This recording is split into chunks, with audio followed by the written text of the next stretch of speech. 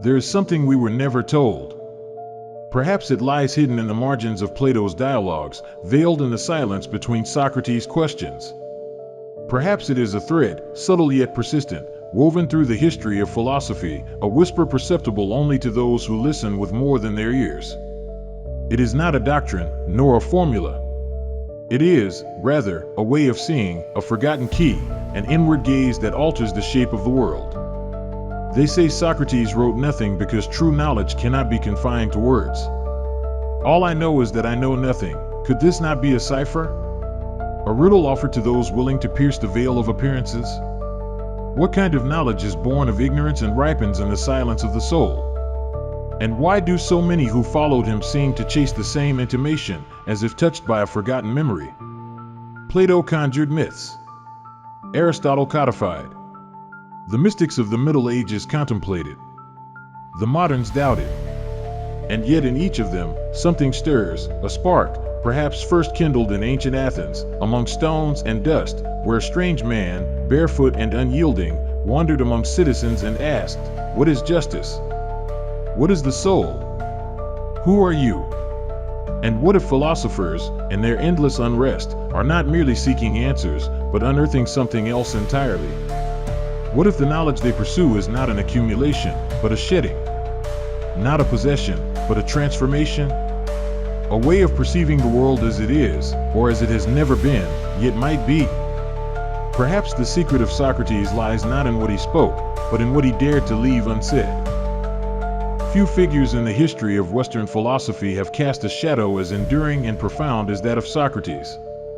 Living in the intellectual cradle of classical Athens during the 5th century BCE, Socrates revolutionized philosophical inquiry not by constructing a systematic doctrine, but by embodying a method and a stance toward truth that continues to resonate through centuries of thought. Despite leaving no written texts, his legacy survives primarily through the dialogues of his student Plato and the writings of Xenophon, both of whom portrayed a man committed to reason, virtue, and the relentless questioning of assumptions. This essay seeks to examine the core foundations of Socratic philosophy, trace its influence on key historical figures and movements, and demonstrate its vital applicability to contemporary life, particularly in an age threatened by intellectual superficiality, ideological polarization, and the erosion of reflective thought. Foundations of Socratic philosophy. At the heart of Socratic thought lies the maieutic method, a form of dialectical inquiry in which the philosopher does not impart knowledge, but draws it out through strategic questioning.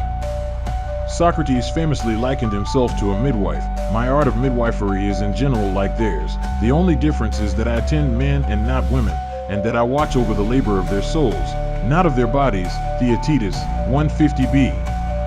This intellectual midwifery aims not to transmit dogmas, but to awaken latent truths through self-examination and rational introspection.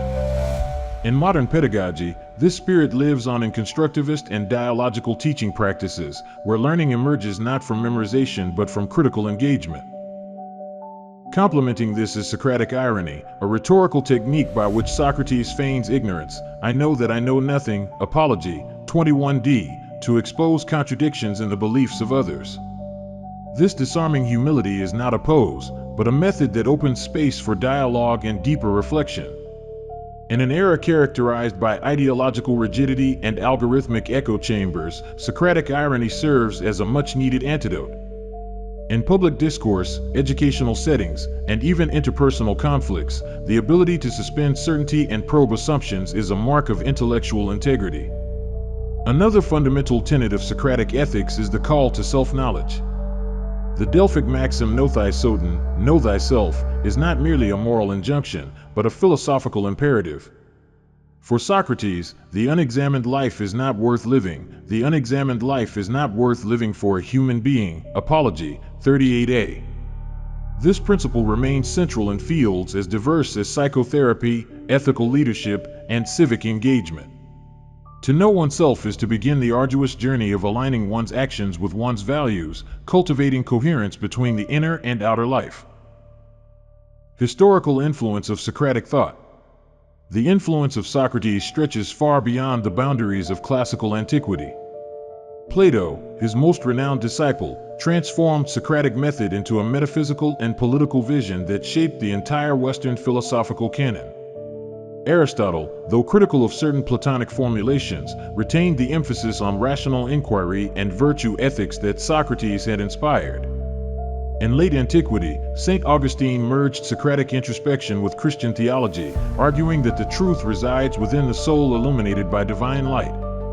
The Socratic spirit resurged again during the Enlightenment. Voltaire admired Socratic irony and used it as a model for his scathing critiques of dogma and fanaticism. The Stoics, particularly Epictetus and Marcus Aurelius, likewise echoed Socratic discipline and moral rigor, insisting that the wise man is sovereign over himself and that reason is the true guide of life. In modern history, Mahatma Gandhi exemplified Socratic ethics through his doctrine of satyagraha, truth force, a commitment to nonviolent resistance grounded in self-examination and moral steadfastness. Martin Luther King Jr., too, in his letter from Birmingham jail, cited Socrates as a model of the creative tension necessary to bring about social justice, lauding him as a figure who refused to accept the status quo without ethical scrutiny. Contemporary relevance and everyday application. Despite his ancient origins, the Socratic method remains a vibrant tool for navigating the complexities of contemporary life. In the classroom, educators who resist rote instruction in favor of dialogic questioning invoke the Socratic legacy. In parenting, a father who engages his child in reflection rather than issuing orders revives the Maieutic approach. In corporate leadership, a manager who critically evaluates her own decisions, acknowledges uncertainty, and listens attentively to dissent is acting in a Socratic spirit. Moreover, in the civic sphere, where misinformation and rhetorical manipulation abound, the application of Socratic irony and critical questioning can foster more informed democratic participation. A voter who probes campaign promises, scrutinizes evidence, and resists ideological simplifications embodies the Socratic citizen, skeptical but not cynical, humble but not passive. Even in personal life, Socratic philosophy offers guidance. In moments of ethical ambiguity, whether in relationships, professional dilemmas, or moral crises, pausing to examine one's motivations, assumptions, and consequences becomes a form of philosophical practice. This self-interrogation, if done sincerely, leads not only to wiser action but to a deeper sense of integrity. Conclusion. Socrates does not belong merely to the dusty archives of ancient philosophy, he lives in the questions we dare to ask ourselves and others. His commitment to critical dialogue, intellectual humility, and ethical consistency remains a beacon in a world often adrift in noise and haste.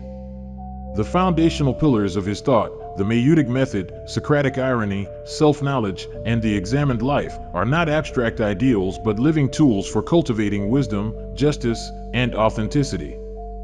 Through the centuries, Socratic thought has shaped minds as diverse as Plato, Augustine, Voltaire, Gandhi, and King. But perhaps its most enduring triumph is its silent presence in everyday acts of reflection, honesty, and courageous questioning.